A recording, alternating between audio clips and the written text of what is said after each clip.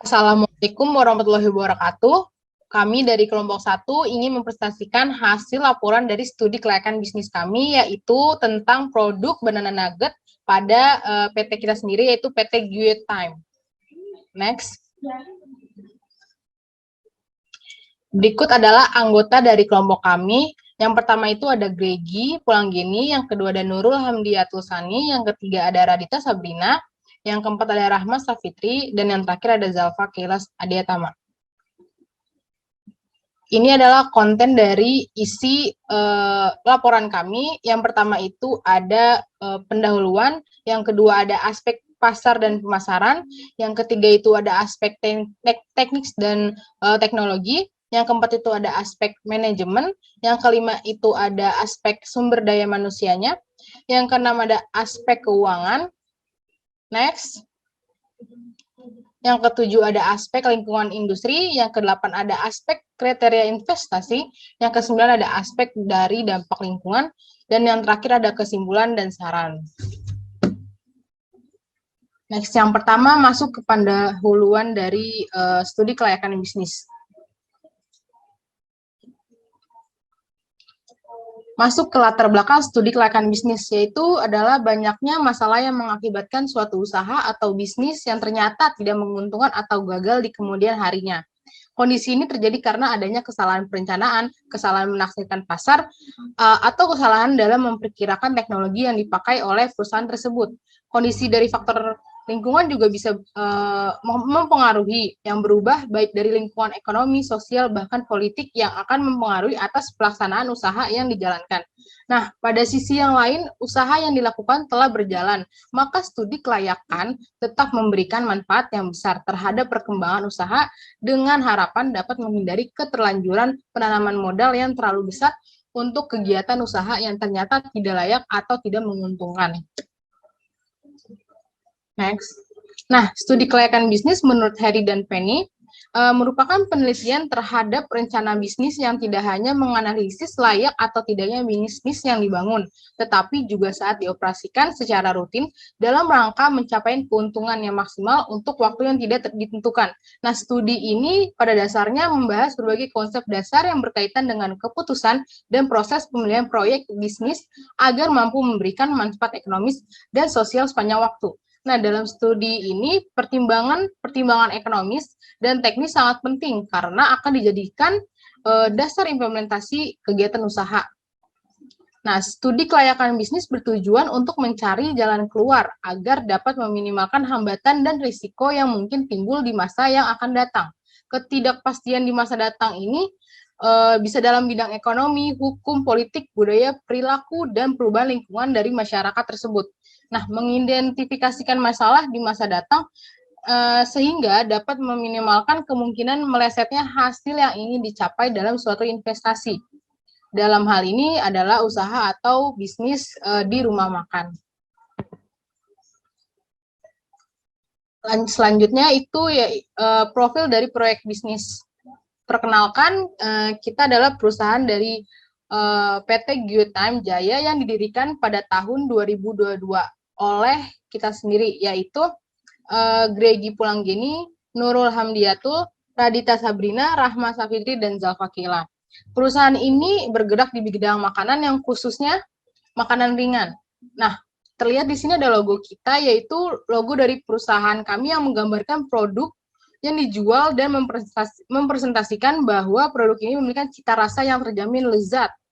Perusahaan ini memproduksi produk andalannya, yaitu banana nugget atau pisang nugget, yang memiliki 4 topping, yaitu original, coklat, keju, dan oreo. Kita masuk ke aspek pasar dan pemasaran dari PT Good Time kita ini. Sebelumnya kita tahu dulu apa itu aspek pasar. Aspek pasar adalah salah satu yang terpenting, yang merupakan inti dari sebuah studi kelayakan bisnis, karena permintaan pasar adalah dari pembuatan produk itu tersebut. Nah, aspek pasar dan pemasaran dalam studi kelayakan bisnis adalah segala hal yang menyangkut ada tidaknya peluang pasar untuk sebuah produk yang akan dibuat oleh sebuah perusahaan. Sehingga aspek pasar dalam studi kelayakan bisnis adalah hal yang pertama yang paling penting untuk dianalisis. Menganalisis aspek pasar dan pemasaran dalam studi kelayakan bisnis tentu memiliki sebuah tujuan. Nah, apakah tujuan itu? Nah, tujuan aspek pasar. Yang pertama itu untuk meningkatkan penjualan dan laba. Tujuan utama dari sebuah perusahaan dibentuk kebanyakan adalah untuk memperbesar omset sehingga keuntungan dan laba yang didapatkan juga meningkat. Yang kedua itu untuk mengurangi persaingan dengan tujuan dalam membuat produk mengurangi persaingan dengan menetapkan harga yang lebih kompetitif dan juga upaya antisipasi terhadap persaing baru. Yang ketiga, untuk menguasai pasar. Menguasai pasar dengan cara memperbesar market share dapat dilakukan dengan berbagai cara, baik dengan menciptakan sebuah peluang baru atau mengambil market share kompetitor lain. Yang keempat yaitu untuk melayani pihak tertentu. Dalam sebuah perusahaan, membuat sebuah produk bisa saja memiliki tujuan untuk memenuhi kebutuhan pihak tertentu, misal untuk memenuhi permintaan lembaga pemerintahan. Nah, yang terakhir itu untuk menaikkan jumlah produk di pasar. Nah, dalam hal ini, perusahaan membuat produk untuk meningkatkan persentase produk kepada pelanggannya, baik dengan cara promosi atau lainnya. Nah, cara ini juga berguna untuk meningkatkan brand awareness sebuah produk itu tersebut.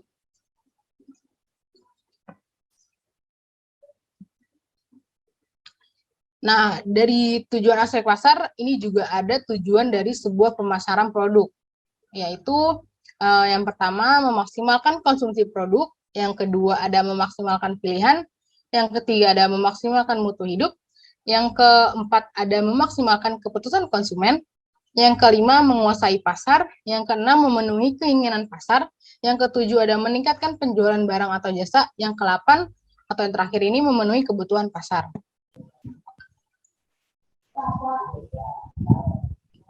Next.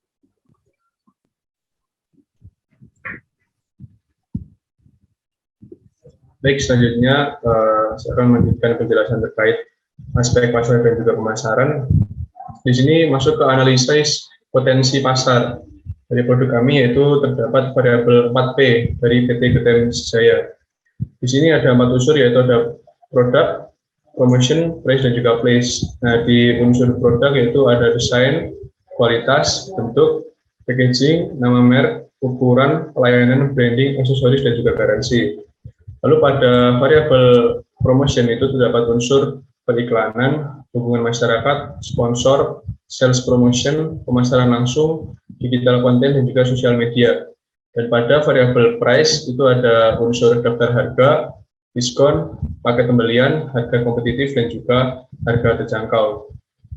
Dan pada variabel 4P yang terakhir yaitu place, itu terdapat unsur on store, direct sales, online sales, dan juga mail atau message order. Next. Selanjutnya yaitu penjelasan terkait variabel pasar yang terdiri dari beberapa variabel, yaitu ada produk yang pertama. Produk yang kami jual ini adalah pisang nugget dengan bahan dasar pisang dan juga cookies hitam dan memiliki bervariansi topping rasa, yaitu di sini kami menyediakan topping keju, coklat, Oreo, dan juga produk original dan juga beberapa topping lainnya. Next. Variabel selanjutnya yaitu place, tempat dan distribusi yang dipilih oleh perusahaan kami, yaitu melakukan pemasaran di semua media sosial kami, sehingga konsumen dapat mencari produk yang kami pasarkan dengan mudah. Selain itu, perusahaan kami juga memasarkan produk sekaligus menerima pesan antar di aplikasi Gosen ataupun Grab Express. Dengan begitu, konsumen dapat lebih mudah lagi untuk mendapatkan produk kami hanya dengan melakukan pesanan dari rumah. Dan variabel selanjutnya yaitu adalah price. Untuk harga produk yang kami jual yaitu sebesar 20.000 per box dengan isi 5 piece, dengan pembayaran yang dapat dilakukan melalui via e-wallet maupun melalui cash. Dan untuk potongan harga dapat diberikan pada pembelian dengan jumlah tertentu dan mungkin ada saat adanya hari besar. Next. Dan variabel terakhir yaitu adalah promotion. Penjualan produk yang dilakukan dalam melakukan promosi yaitu melalui langsung maupun tidak langsung.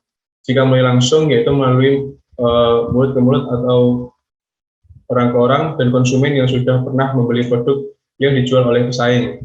Sedangkan melalui tidak langsung, yaitu secara online, melalui WhatsApp, Instagram, dan e-commerce. Selain itu juga membuat spanduk di depan toko untuk menarik minat dari konsumen. Next.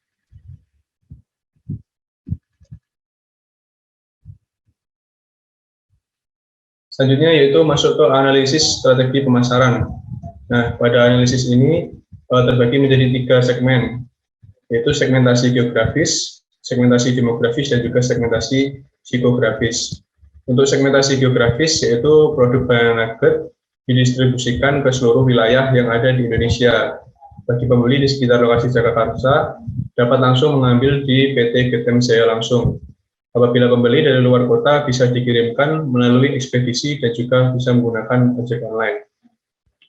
Untuk segmentasi demografis dari produk kami, yaitu di usia produk Banana Nugget itu konsumen usia 10-50 tahun. Dan untuk jenis kelaminnya bisa laki-laki maupun perempuan, dan untuk sasaran utamanya yaitu adalah remaja. Dan segmentasi yang terakhir yaitu segmentasi psikografis, itu adalah produk yang kita jual merupakan makanan kekinian, sehingga cocok dengan gaya hidup para remaja sekarang yang suka berkumpul dengan teman-temannya. Kami juga menargetkan konsumen yang selalu update di sosial media, sehingga dengan begitu brand kita dapat dikenal dengan luas.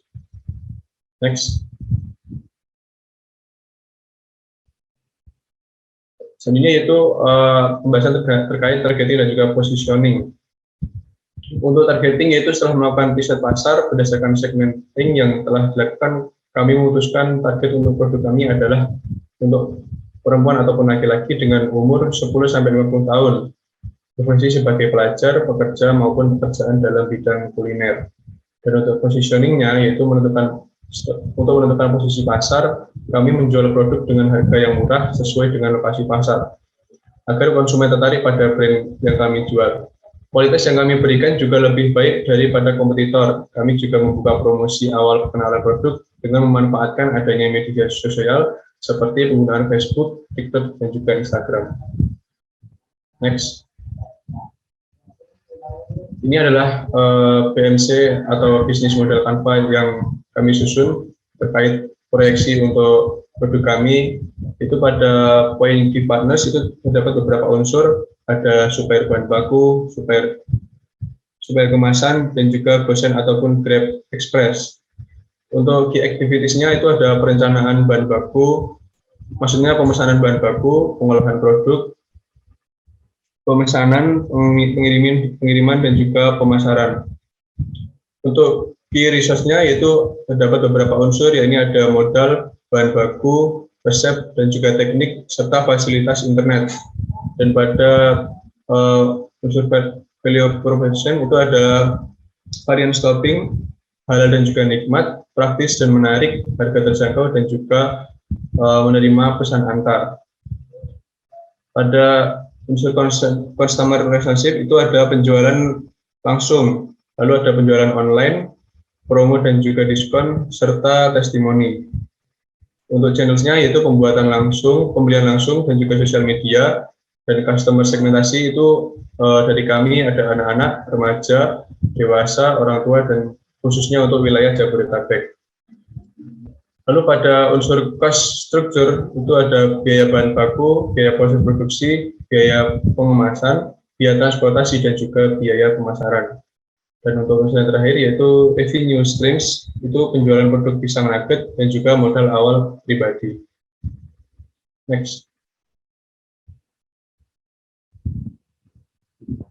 Nah, dari aspek pasar dan juga pemasaran tadi dapat kami simpulkan melalui referensi dari riset pasar, yaitu terdapat berdasarkan 105 responden yang telah mengisi survei melalui form mendapatkan hasil sebagai berikut. Ini dari 105 responden, 57 orang memilih produk makanan UTM.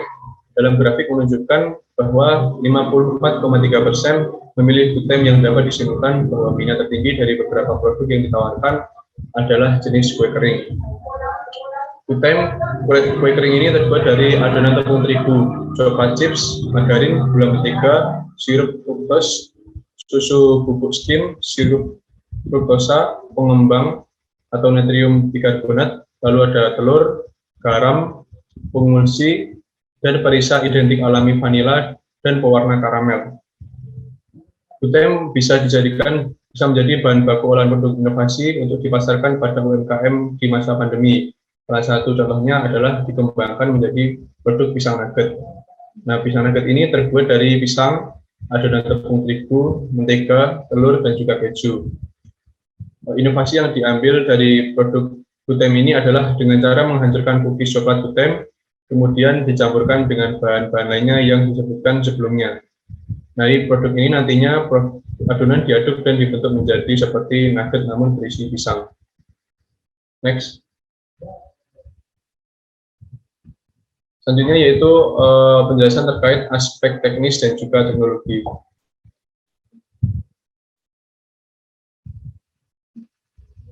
Nah, pada aspek teknis dan juga teknologi ini akan ada beberapa grafik ataupun gambar. Nah, di sini yang pertama yaitu flowchart proses produksi yang kelompok kami lakukan, itu nanti dimulai dari menyiapkan alat dan juga bahan yang digunakan, lalu menghancurkan bahan baku, hingga nanti ke penggorengan dan juga pemberian topping untuk finishingnya. Next.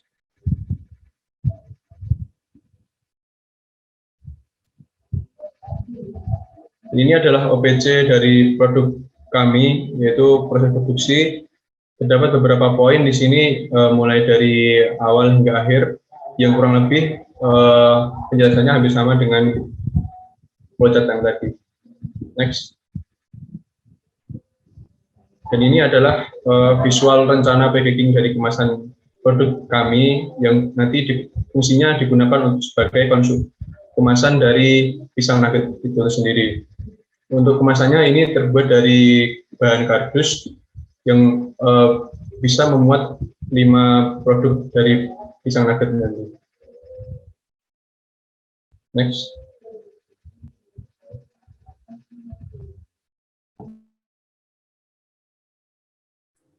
Selanjutnya ialah aspek sumber daya manusia. Di sini kita ada bagian struktur organisasi yang telah kita buat dan dikepalai oleh direktur utama, yaitu Gregi Pulanggeni, dan dibawahi oleh general manager, yaitu Nurul Hamdiatusani, dan dia membawahi 3, salah satunya adalah production, marketing, dan juga finance. Next. Untuk job description-nya, yang pertama dari direktur utama itu adalah memimpin perusahaan dengan mengambil keputusan itu sesuai dengan strategi yang diterapkan dalam pelaksanaan kebijakan perusahaan.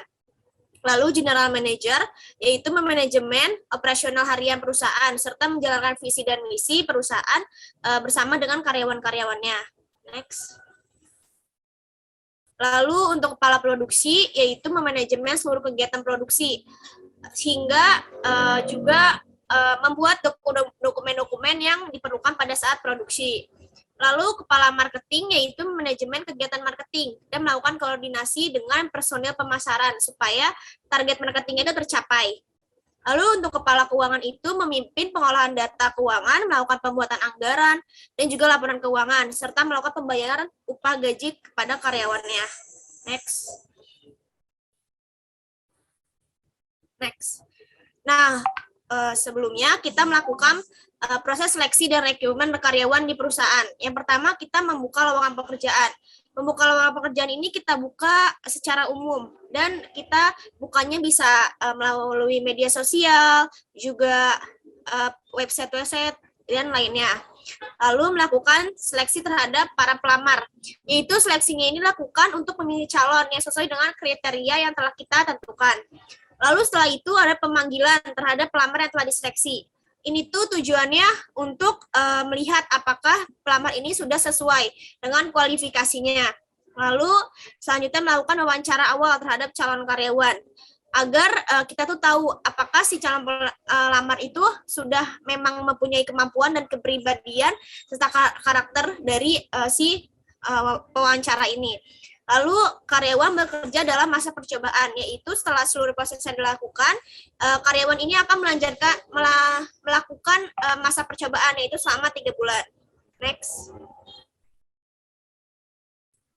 Lalu selanjutnya melakukan evaluasi kinerja karyawan.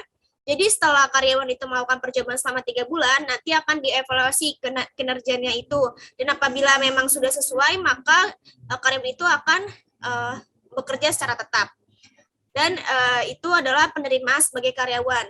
Jadi setelah menjadi karyawan tetap, dia akan mendapatkan biaya rekrutmen seleksi dan training sebesar 3 juta yang akan digunakan untuk mempublikasikan lowongan kerja di situs seperti Jobstreet dan OLX. Next. Ini di sini ada rincian kompensasi karyawannya. Pertama ada gaji, lalu ada tunjangan hari raya, ada uang makan, ada isoman dan juga waktu fleksibel. Next. Untuk rincian kompensasi yang tadi telah disebutkan itu ada 3. Yang pertama itu ada kompensasi finansial langsung, yaitu dia berupa ada wujudnya seperti uang. Nah, contohnya itu seperti gaji, terus juga THR, bonus-bonus, dan lain-lainnya. Lalu yang kedua ada kompensasi finansial tidak langsung, yaitu perusahaan memberikan asuransi kesehatan dan juga memberikan fasilitas kepada karyawannya. Lalu yang ketiga kompensasi non-finansial, yaitu perusahaan memberikan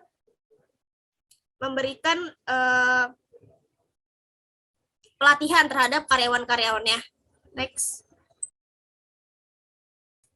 Lalu di sini ada gancar. Di sini kita dalam 1 bulan itu ada 4 minggu. Dan di sini kita menyelesaikannya dalam 3 bulan. Yang pertama itu perencanaan pembangunan di 2 minggu awal Juli. Lalu pengurusan perizinan juga di 2 minggu Juli. Riset lokasi toko di 1 minggu Juli. Lalu penetapan lokasi toko itu di 2 minggu Agustus. Perekrutan pegawai itu 3 minggu di Agustus.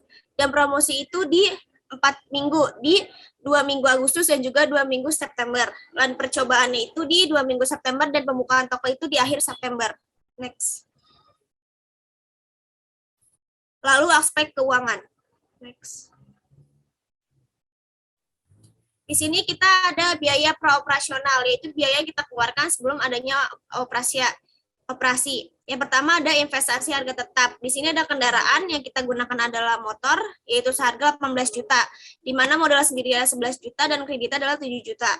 Lalu mesin peralatan yang akan kita gunakan yaitu 12 juta dengan modal sendiri. Lalu inventaris kantor 1 juta dengan modal sendiri juga 1 juta, maka totalnya itu adalah 31 juta, di mana modal sendiri 24 juta dan kreditnya itu 7 juta. Lalu ada investasi harga tak berwujud, yaitu biaya praoperasional, yaitu sebesar 1 juta, di mana 600-nya modal sendiri dan 400.000-nya kredit. Lalu ada total biaya investasinya, itu 32 juta, lalu modal kerjanya 5 juta, dan total biaya proyeksinya 30 juta. Dan presentasinya itu 100%, di mana modal sendirinya itu 80% dan kreditnya itu adalah 20%. Next. Lalu di sini ada biaya operasionalnya. Di sini kita pertama ada biaya pokok produksinya, yaitu dari bahan baku dan bahan pembantunya, yaitu sebesar 90 juta per tahun. Lalu upah tenaga kerja itu 28.800 per tahun dan biaya umum produksinya adalah 864.000 per tahun. Dan total biaya produksinya adalah 190.664.000. Lalu ada biaya usaha, yaitu pertama ada gaji direkturnya adalah 48 juta, gaji manajer produksinya 38.400.000, dan sama seperti gaji manajer keuangan dan juga gaji manajer pemasaran. Lalu gaji manajer SDM. Dan untuk stafnya itu sebesar 24 juta. Dan untuk suplai kantor itu sebesar 500.000 dan biaya sewanya adalah 12 juta, di mana totalnya itu menjadi 310.100.000. Lalu ada total biaya operasi per tahunnya yaitu 429.764.000 dan kebutuhan modal kerjanya itu sebesar 35.813.667 rupiah. Selanjutnya ada laba rugi dari perusahaan kami, yaitu PT Good Time. Yang pertama di sini rencana produksi dalam satuan untuk di perusahaan kami untuk tahun ke-1 hingga tahun ke-5 itu di tahun pertama ada 30.000 unit, terus di tahun kedua ada 31.000 pieces, yang di tahun ketiga ada 31.000 pieces, di tahun keempat 30.000 pieces, dan tahun kelima itu ada 33.000 pieces. Selanjutnya di sini ada hasil penjualan. Hasil penjualan ini Berarti untuk 1 tahunnya itu untuk tahun pertama sebesar 900 juta, untuk tahun kedua dan ketiga itu sebesar 930 juta, dan untuk tahun keempat itu sebesar 960 juta, dan untuk tahun kelima itu sebesar 1.056.000.000 rupiah. Selanjutnya ada biaya pokok produksi. Biaya pokok produksi ini terdiri dari bahan baku dan bahan pembantu, kemudian ada upah tenaga produksi, kemudian ada biaya umum produksi. Untuk bahan baku dan bahan pembantu di tahun pertama ini menghabiskan sebesar 90 juta rupiah, kemudian sampai tahun kelima itu menghabiskan sebesar 90 juta rupiah. Untuk upah tenaga produksi ini untuk tahun pertama sampai tahun kelima itu menghabiskan sebesar 28.800.000 rupiah. Kemudian untuk biaya umum produksinya juga dari tahun pertama dan sampai tahun kelima itu menghabiskan sebesar 864.000. Maka total biaya produksinya untuk setiap tahunnya adalah sebesar 119.664.000. Selanjutnya di sini maka perusahaan kami mendapatkan laba kotor sebesar di tahun pertama sebesar 780.336.000 rupiah, di tahun kedua dan ketiga itu sebesar 810.336 rupiah, dan di tahun keempat itu sebesar 840.336.000 rupiah, dan tahun kelima adalah sebesar 936.336.000 rupiah. Laba kotor ini didapatkan dari pengurangan biaya hasil penjualan dikurangi dengan biaya pokok produksi tadi. Selanjutnya ada biaya usaha. Biaya usaha ini terdiri dari gaji direktur, gaji manajer produksi, gaji manajer keuangan, gaji manajer pemasaran, gaji manajer sumber daya manusia, kemudian ada staf produksi, staf keuangan, staf pemasaran, staf sumber daya manusia, kemudian ada suplai kantor, biaya sewa, dan biaya promosi. Untuk gaji direkturnya setiap tahun itu sama sebesar 48 juta rupiah. Kemudian untuk gaji manajer produksi hingga gaji manajer sumber daya manusia juga tiap tahunnya sama, yaitu sebesar 38.400.000 rupiah. Untuk staf produksi sampai dengan staf sumber daya manusia itu gajinya untuk setiap tahunnya adalah sebesar 24 juta per tahun. Kemudian untuk suplai kantor yaitu pengadaan alat tulis kantor untuk tiap tahunnya itu menghabiskan sebesar 500.000 rupiah. Untuk biaya sewa tempat itu di tahun pertama dan tahun kedua itu menghabiskan sebesar 9.600.000 rupiah.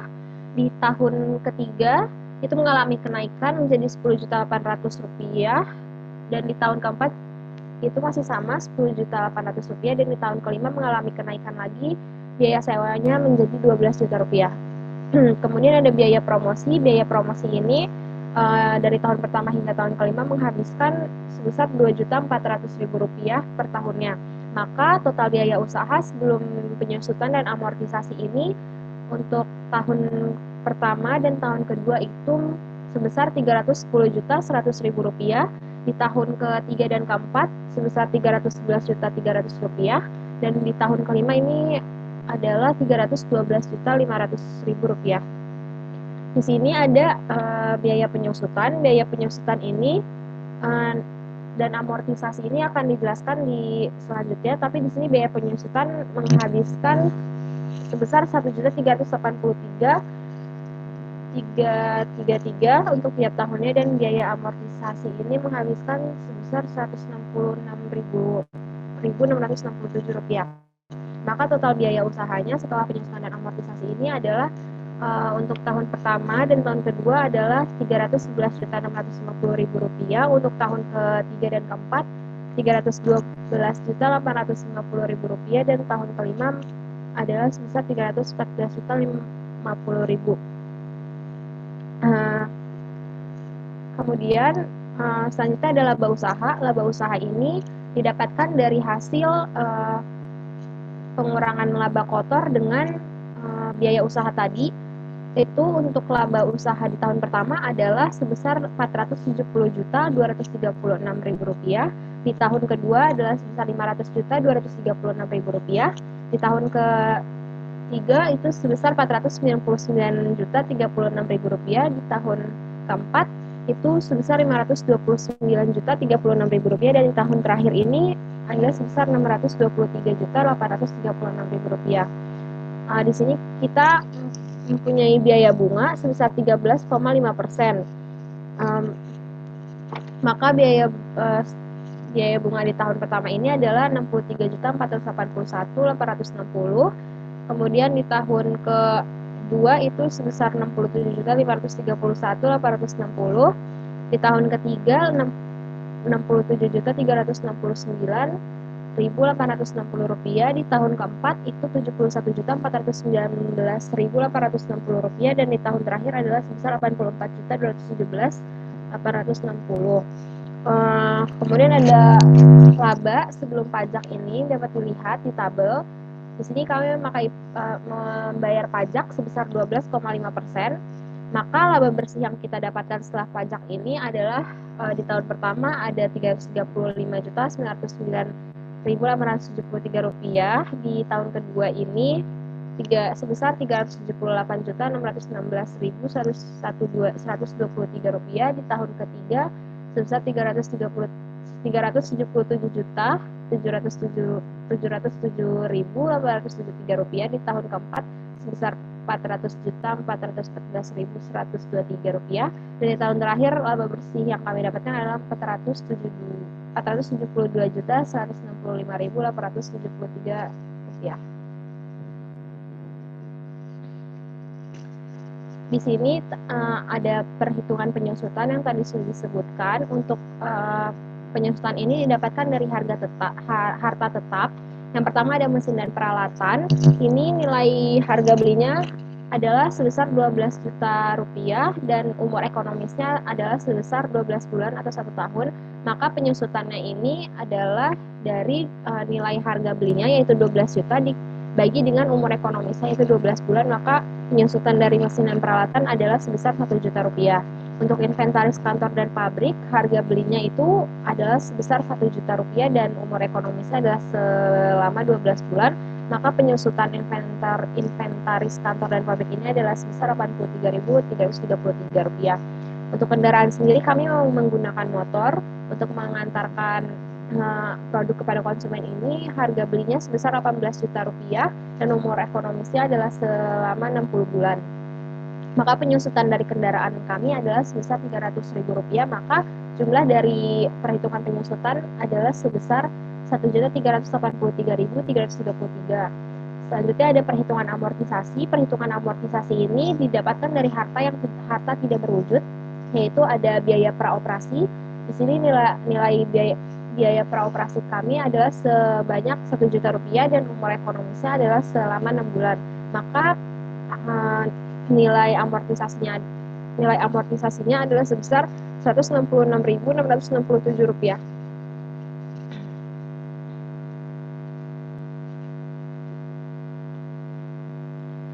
Selanjutnya adalah terdapat tabel arus kas dari perusahaan kami.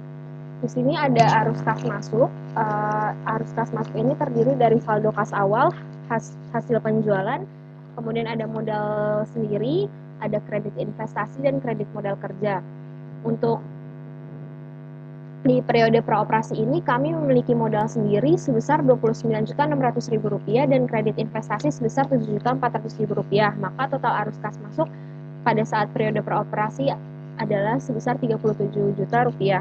Kemudian di tahun pertama ini kami memiliki saldo kas awal sebesar 5 juta rupiah dan hasil penjualan yang kami dapatkan adalah sebesar 900 juta. Maka total arus kas masuk adalah sebesar 905 juta rupiah. Dapat dilihat di tahun-tahun selanjutnya juga sudah kami rincikan pada tabel ini. Selanjutnya ada arus kas keluar. Di sini arus kas keluar ini terdiri dari investasi, biaya pokok produksi, kemudian ada biaya usaha sebelum penyusutan dan amortisasi, dan biaya bunga dan pajak. Di periode praoperasi, di sini kami memiliki biaya investasi sebesar 32 juta rupiah. Kemudian di tahun pertama ini total arus kas keluar yang perusahaan kami keluarkan adalah sebesar 544.090.128 rupiah. Di tahun kedua ini total arus kasnya adalah sebesar 551 juta rupiah. 383.878, di tahun ketiga sebesar 552.292.128 rupiah, di tahun keempat sebesar 559.585.878 rupiah, dan di tahun terakhir total arus kas keluarnya adalah 583.834.128 rupiah.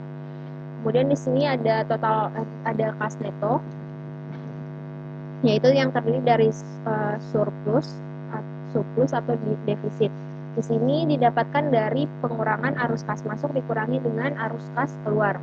Maka didapatkan surplus di periode praoperasi adalah sebesar 5 juta, di tahun pertama sekitar 360 juta, di tahun kedua ini kisaran 730 juta, di tahun ketiga kisaran 1 miliar 112 juta, kemudian di tahun keempat ini 1,5 miliar, di tahun kelima itu kisaran 1,9 miliar.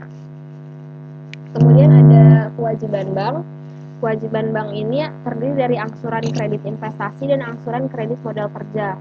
Di sini di tahun pertama hingga tahun ketiga perusahaan kami memiliki angsuran kredit investasi sebesar 2.466.667 rupiah. Maka di saldo akhir ini perusahaan kami pada saat periode praoperasi memiliki biaya sebesar 5 juta.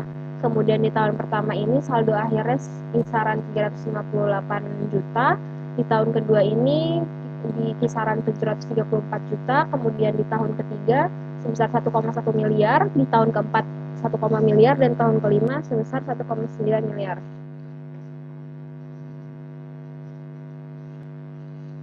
Selanjutnya ada neraca dari perusahaan kami. Di sini ada kelompok hartanya, ada yang pertama ada harta lancar. Harta lancar ini terdiri dari kas dan perlengkapan. Di periode praoperasi ini kas kami memiliki kas sebesar 5 juta rupiah.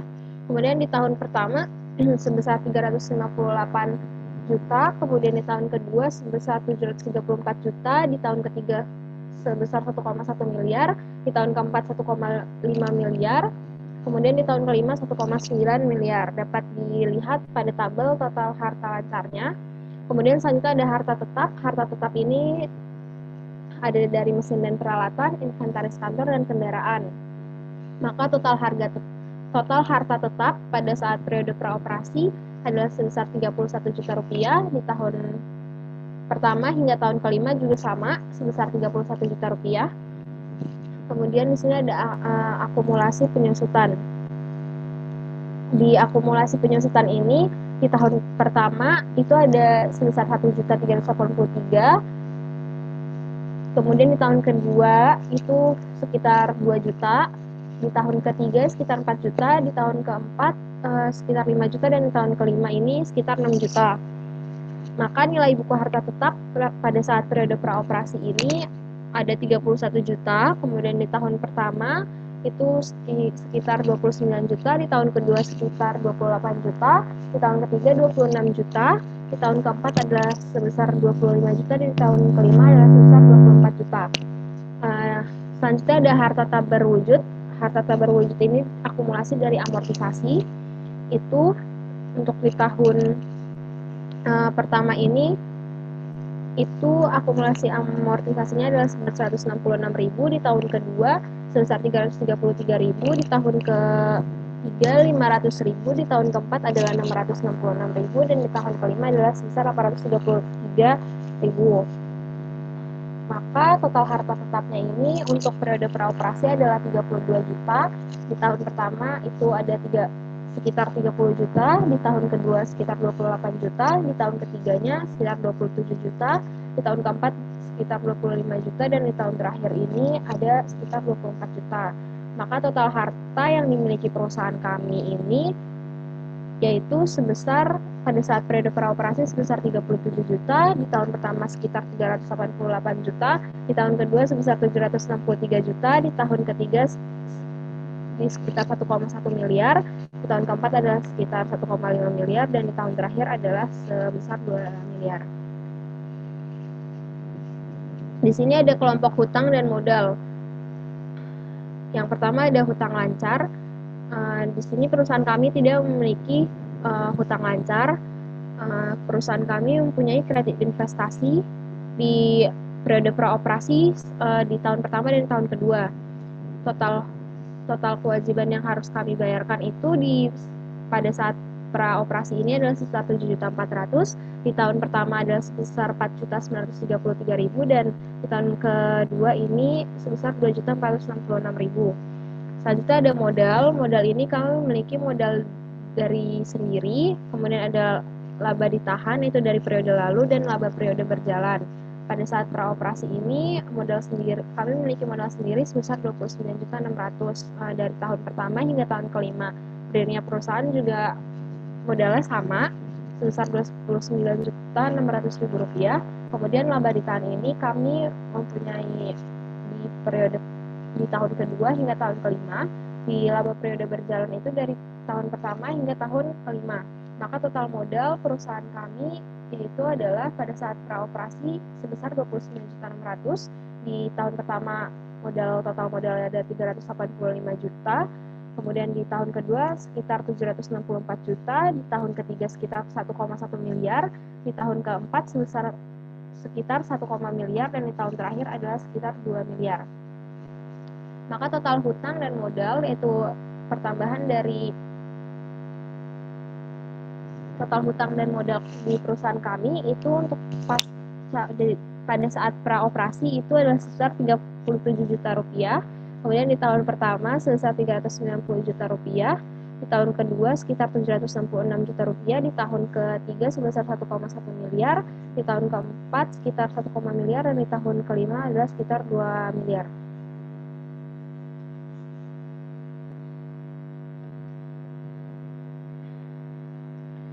Di sini selanjutnya adalah cash flow dari perusahaan kami.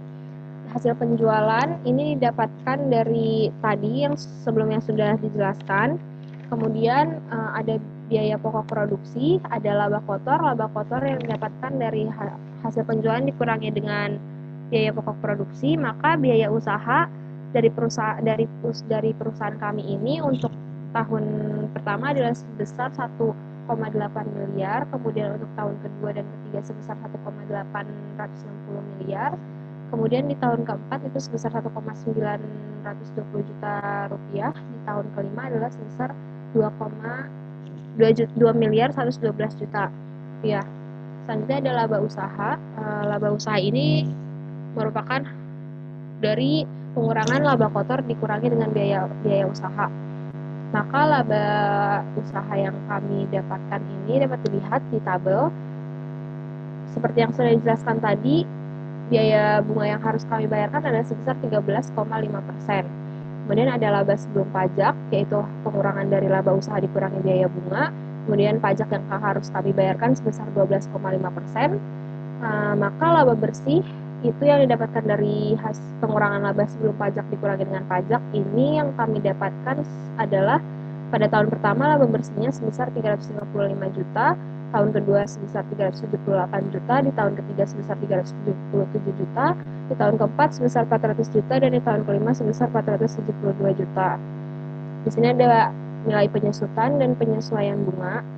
Untuk penyesuaian bunganya kami tidak memiliki penyesuaian bunga, maka cash flow dari perusahaan kami di tahun pertama adalah sebesar 357 juta rupiah, di tahun kedua ini sekitar 379 juta rupiah, di tahun ketiga juga sama sekitar 379 juta rupiah, di tahun keempat sebesar 401 juta rupiah, dan di tahun kelima adalah sebesar 473 juta rupiah.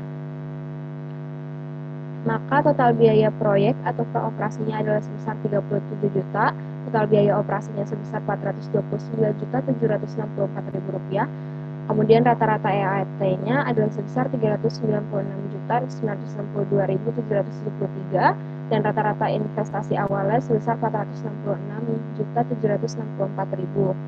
Maka ARR yang kami dapatkan adalah sebesar 85%. Selanjutnya ada aspek kriteria investasi. Yang pertama ada NPV. Di NPV ini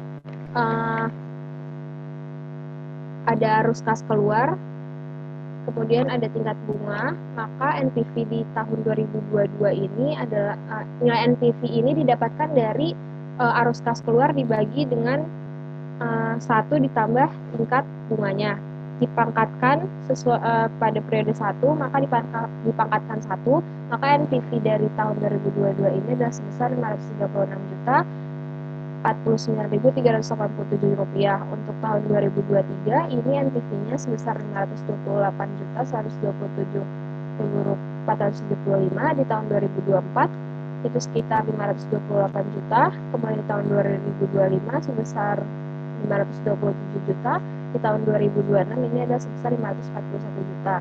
Maka total NPV dari keseluruhannya adalah sebesar 2.526.525.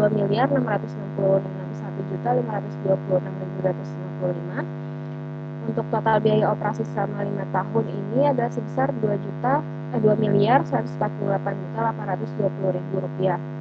Maka proyeksi NPV ini yang didapatkan dari total NPV dibagi dengan total biaya operasi selama 5 tahun ini didapatkan sebesar 512.706.255 rupiah. Maka dengan nilai proyeksi NPV selama 5 tahun, maka akan memberi keuntungan sebesar 512.706.255. Maka pembelian bisa dipertimbangkan karena mampu menghasilkan NPV lebih besar dari 0.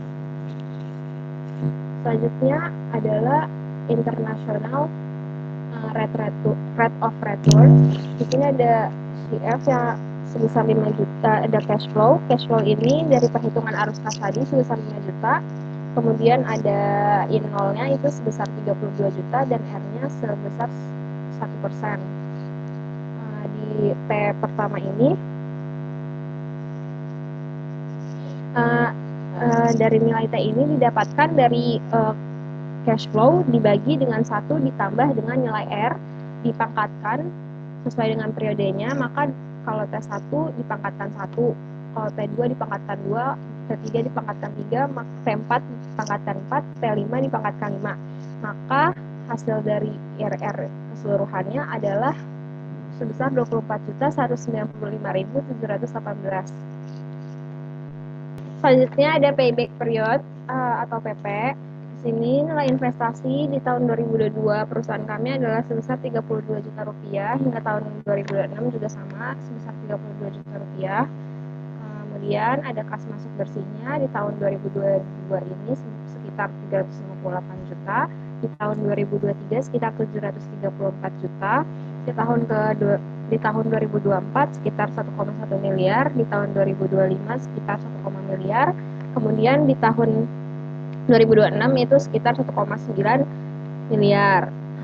Payback period ini kemudian ada payback period ini didapatkan dari pembagian nilai investasi dibagi dengan kas masuk bersih kemudian dikali 1. Maka di tahun 2022 ini payback periodnya sebesar 0,09, di tahun 2023 sebesar 0,04, di tahun 2024 sebesar 0,03, kemudian di tahun 2025 itu sebesar 0,02, di tahun 2026 juga sebesar 0,02. Maka total payback period di keseluruhan periode itu sebesar 0,1990. Maksimal payback period ini adalah sebesar 5 tahun. Jadi payback period PT Good Times Jaya adalah sebesar 0,20 tahun. Maka payback period PT Good Times Jaya ini lebih besar dari maksimum paybacknya yaitu selama 5 tahun. Maka usulan investasi perusahaan kami dapat diterima.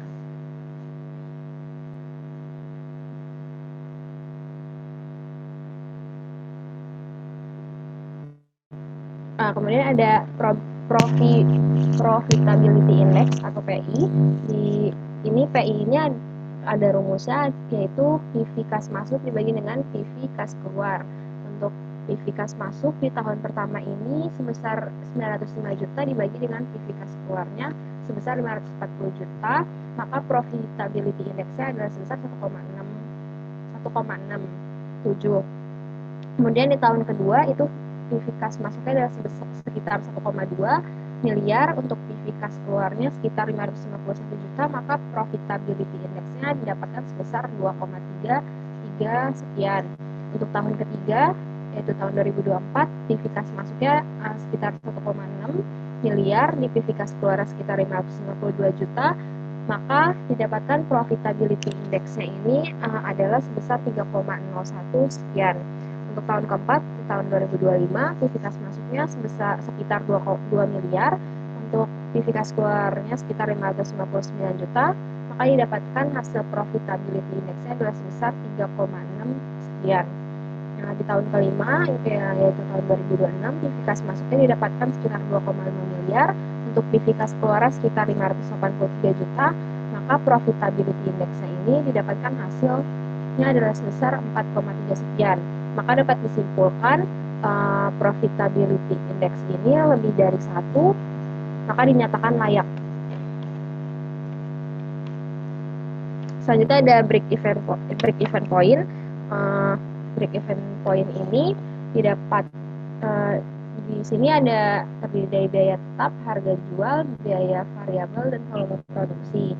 Untuk biaya tetapnya ini dari tahun 2022 hingga 2026 adalah sebesar 327.783.333. Untuk harga jualnya yaitu untuk tahun ke-1 dan hingga tahun ketiga itu dijual seharga Rp30.000, untuk tahun ke-4 dan ke-5 dijual seharga Rp32.000. Biaya variabel, di sini biaya variabel ini seperti biaya sewa tempat itu di tahun pertama dan tahun kedua ini adalah sebesar Rp100.964.000, di tahun 2024 hingga 2025 ini sebesar Rp102.164.000, dan di tahun 2026 ini adalah Rp103.364.000. Untuk volume produksinya, untuk tahun 2022 kami memproduksi 30.000 pieces produk kami, di tahun 2023-2024 itu memproduksi 31.000 pieces, di tahun 2025 memproduksi sebanyak 30.000 pieces, dan di tahun 2026 sebanyak 33.000 pieces. Maka di sini dapat dihitung DV per unitnya itu, DV per unit ini didapatkan dari biaya variabel dibagi dengan volume produksi. Maka di DV per unit di tahun 2022 didapatkan sebesar Rp3.365.000, di tahun 2023 sebesar Rp3.257, tahun 2024 sebesar Rp3.296, di tahun 2025 sebesar Rp3.405, di tahun 2026 sebesar Rp3.132. Kemudian di sini ada break even point unitnya. BP unit ini didapatkan dari biaya tetap dibagi dengan harga jual dikurangi dengan DV per unit yang tadi sudah dihitung, maka didapatkan di tahun 2022 ini BEP unitnya sebesar 12.307, di tahun 2023 sebesar 12.257, di tahun 2024 sebesar 12.275, di tahun 2025 sebesar 11.463, dan di tahun 2026 ini sebesar 11.355 unit. Selanjutnya ada BPRP-nya, BP rupiahnya, ini didapatkan dari biaya tetap dibagi dengan 1 dikurangi harga jual dibagi dengan DV-nya, DV per U-nya tadi. Maka didapatkan di tahun 2022 ini BP-nya adalah sekitar 369 juta, di tahun 2023 sekitar 367 juta, di tahun 2024 sekitar 368 juta, di tahun keempat sekitar 366 juta, dan tahun terakhir ini sekitar 363 juta.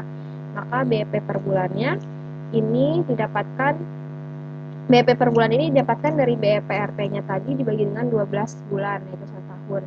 Maka didapatkan BEP per bulan di tahun 2022 ini adalah sebesar sekitar 30 juta 360.796.000, di tahun 2023 sekitar 30.641.000, kemudian di tahun 2024 sekitar 30.668.000, di tahun 2025 sebesar 30.568.000, dan di tahun terakhir ini tahun 2026 sekitar 30.279.000.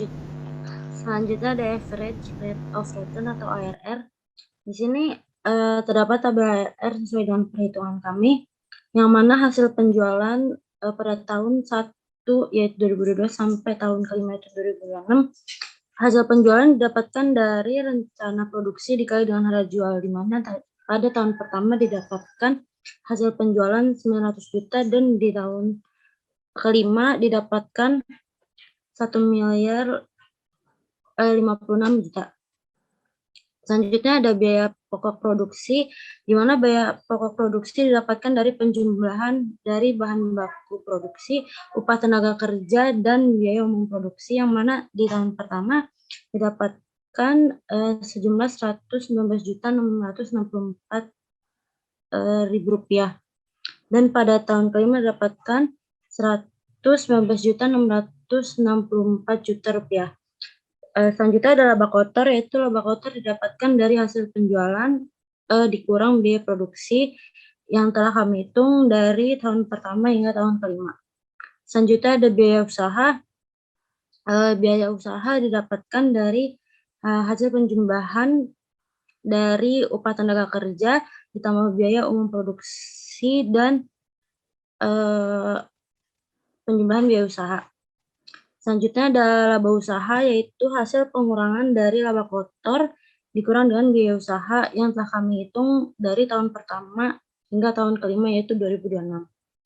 Selanjutnya ada biaya bunga sebesar 13,5%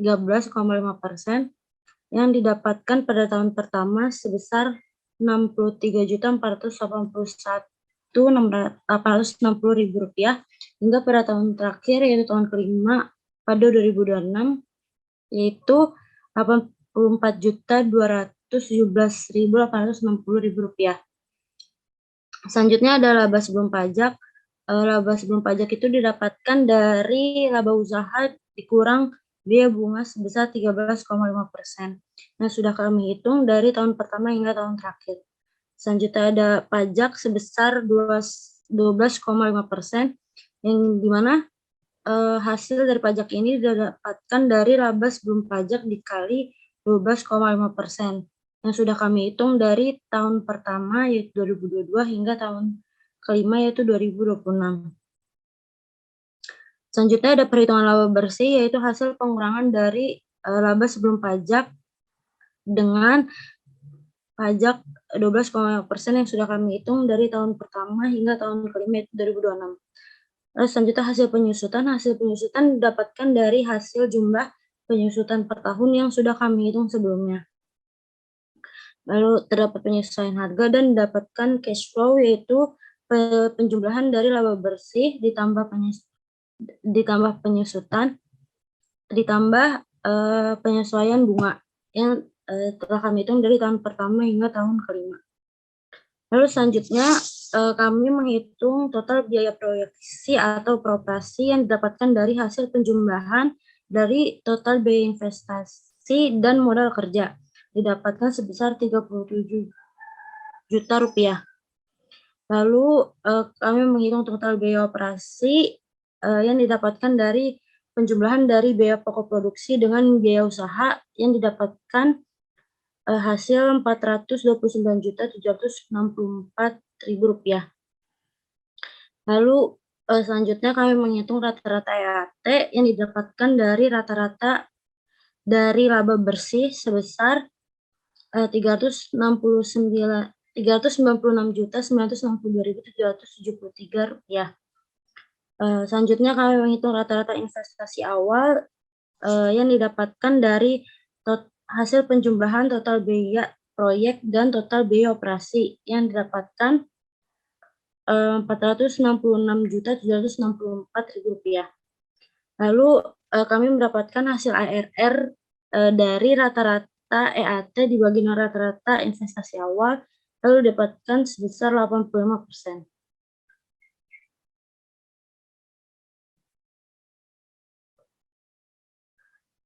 Poin ketujuh yaitu aspek dampak lingkungan.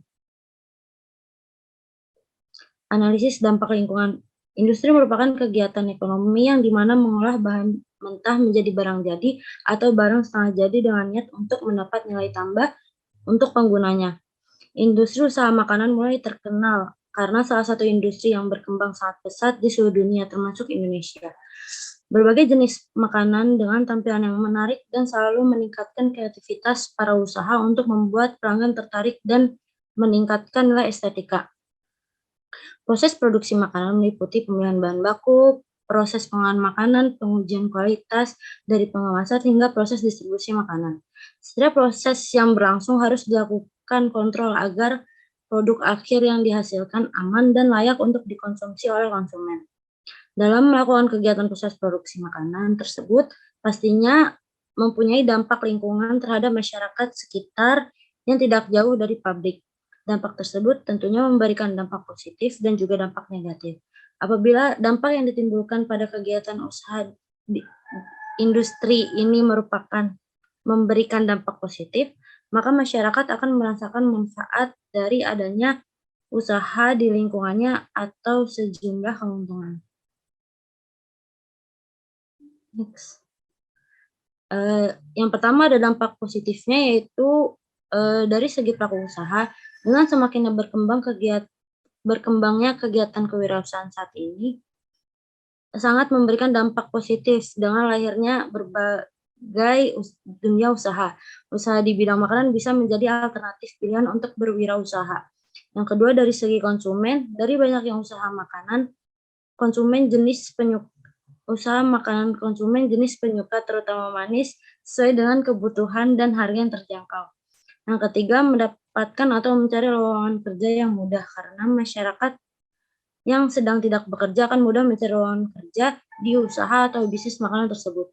Dengan banyaknya pendiri usaha makanan tersebut menjadi satu peluang masyarakat untuk meningkatkan perekonomiannya. Keuntungan bagi pengusaha tersebut dapat membuka lowongan pekerjaan adalah mendapat tenaga kerja yang sesuai dengan kriteria atau yang sedang dibutuhkan pada perusahaan tersebut. Jika perusahaan tersebut mendapatkan tenaga kerja yang sesuai, maka proses produksi juga akan berjalan dengan lancar dan akan meningkatkan perusahaan. Yang keempat atau yang terakhir yaitu masyarakat sekitar lebih mudah mendapatkan makanan sehat dan lezat, yaitu dari bahan olahan pisang yang dicampur dengan bahan-bahan berkualitas dengan harga yang terjangkau, dan dengan cita rasa yang enak serta tempat makan nugget atau pisang nugget Good Time dapat dijadikan tempat untuk bersantai dengan menikmati makanan yang diproduksi oleh PT Good Time Jaya.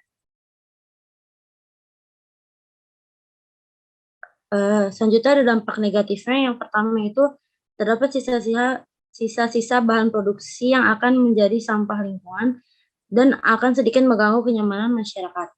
Lalu yang kedua, akan sedikit menimbulkan kebisingan yang nantinya mungkin akan sedikit mengganggu masyarakat. Kebisingan tersebut bisa saja muncul dari suara pembeli ketika pembeli sangat ramai atau dari pegawai dan musik yang diputar terlalu keras.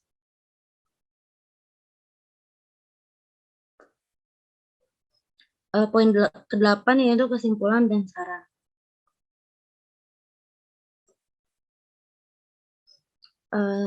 Ada kesimpulannya yaitu PT Good Time Jaya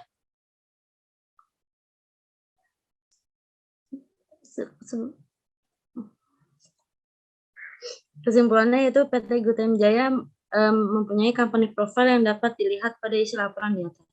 Good Time Jaya berdiri sejak 2022 dengan awal mula perbincangan mengenai bisnis makanan. Terbentuklah Good Time Jaya dengan owner Gregi, Nurul, Radita, Zalfa, dan Rahma.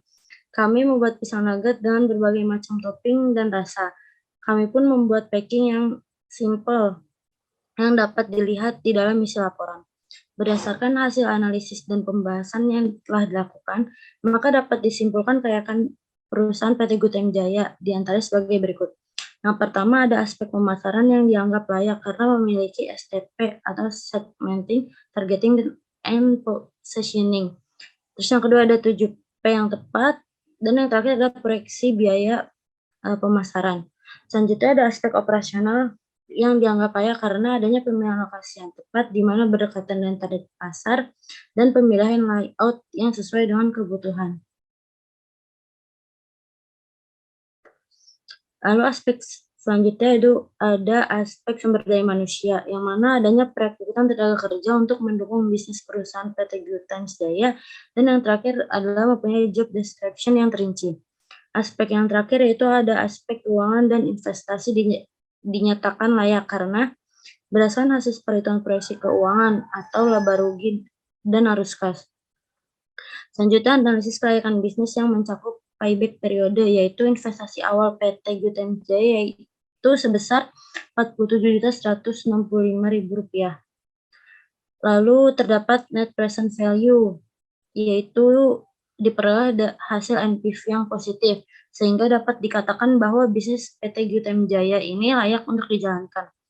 Selanjutnya ada internal rate of return, yaitu hasil perhitungan IRR yang diperoleh oleh perusahaan sebesar 71%, yang lebih besar dari 61%, maka usulan perencanaan bisnis PT Gutem dapat diterima.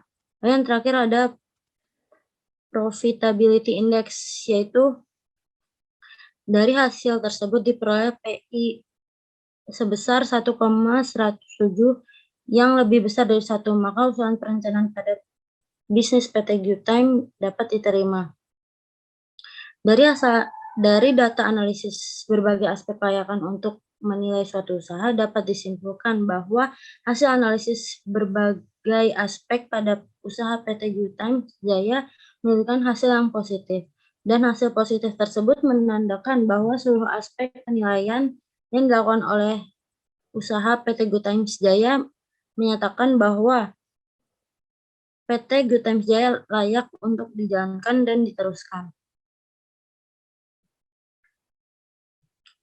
Lalu yang terakhir ada saran.